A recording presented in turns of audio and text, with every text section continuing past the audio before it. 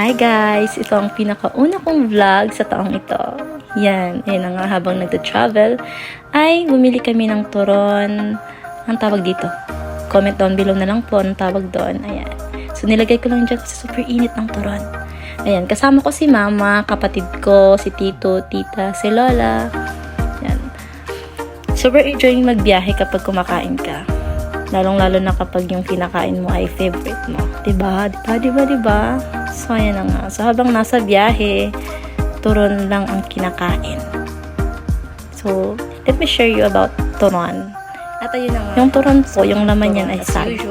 Saging lang naman yung laman yun. Nawala na ako, be. Yan. Turon is life. Binibidyo ko yung sarili ko kasi sabi ko masarap yung turon. Tapos sabi ko yung mama, mag-hi ka ma kasi may turon. Ganun lang. Diba? Kasi favorite talaga namin yung turon ni mama kasi nagluluto siya ng ganyan tapos tinitinda namin. Ganun lang. Content share lang. Share ko lang. Shoutout kay Tito Joseph. Sa kanya to phone. Hiniram ko. Thank you so much. So, nakapag-vlog tayo ngayon. So, yun na. Enough na my face. Ayan. Sabang nasa daan, nakita namin yung Daraga Community Cottage na daanan namin siya. So, ito ay isa sa kilalang public school dito sa Albay. Enroll na kayo dito. Maganda dito. So, habang nasa biyahe, grabe yung traffic at mainiton. Super init. Nasa likod kami. Ayan na nga, maraming tissue ang nagamit ko. Kakapunas sa pawis. Wala pa naman ako extra shirt. Yan, super init. Ano mo naman. Yan. So, siyempre, masaya kapag nasa biyahe, may kinakain na naman. Kinakain na naman ulit. Ayan. Anong ang tawag dito? Di ko na talaga alam yung pangalan ng kinakain ko. So, bilog-bilog yan. Diba? Masarap to. At ayun na nga. So, ito yung nakapag-traffic dito. Yung mga road work. Welcome to the Philippines. Ayos pa, sisirain na. Ay, charot lang. So, next. Ayun nga, so share ko lang ganito yung traffic pag may nga ganitong inaayos sa daan. So, ayun na nga, nadaanan namin yung Kagsawa. Welcome to Kagsawa. Daraga part na to. Tsaka may McDonald's din malapit sa Daraga. Ay, malapit sa Kagsawa. Ano ba yan? Nasa Daraga na nga kami. Nadaanan namin yung Bicol University. Dito ako nag-aaral. So, welcome to the College of Social Sciences and Philosophy. Yun na nga. So, nai-miss ko yung school na to. Hi, BU! So, shout out Bicol University. Shout out sa mga student ng BU. Haha.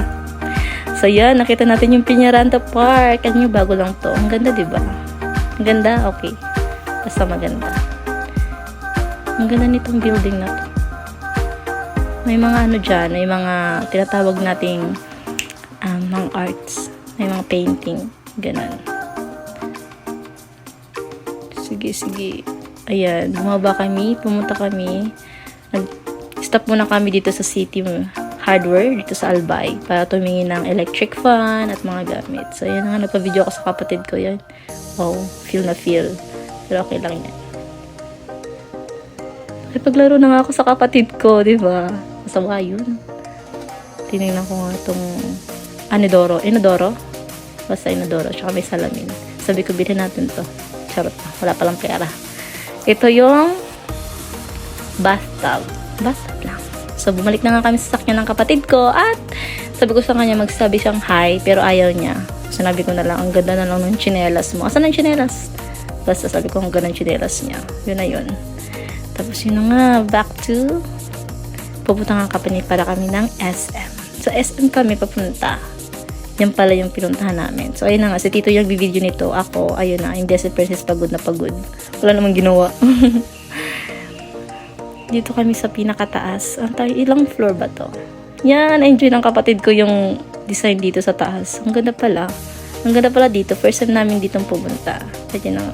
Tuwang-tuwa ako sa kanya kasi nagkuha siya ng libro tapos nagbaba siya ng kunyari. Hindi naman marunong. Ha? Yan, ang kapatid ko naman nag-video, hindi marunong mag-video, nakikita yung kamay. Yun na yun, libot-libot na nga kami. Nakita nyo yan? Ukulele. Yan, titry lang namin. Hindi naman kami pinagalitan. Hawak lang, hawak. Taranan! Ayun, gusto na taga namin yung mga musical instrument. Ayun na nga, hindi ko napigilan ko hawakan yung gitarang to kasi sabi ko pareho ng gitara namin sa bahay. Never mind. So, ayun pala, yung pinunta namin dito sa SM para bumili ng laptop ni Kuya. Si Kuya kasi kailangan niya na gamitin niya sa school. So, dahil hindi kayo mayaman, home credit lang muna yung ginamit. Naka-home credit si mother. Yan. Ganun na lang. So, pagkatapos ito guys, maraming nangyari dito. Bumili din ng cellphone, whatever. At pauwi na nga kami after nyan. So, mga alas 7 PM na din kami nakauwi. Pumunta kami ng Busay Daraga sa McDo. Kumain kami doon. Ayan na nga. So, for the last video, thank you guys for watching. Shout out Tito Joseph. Thanks guys!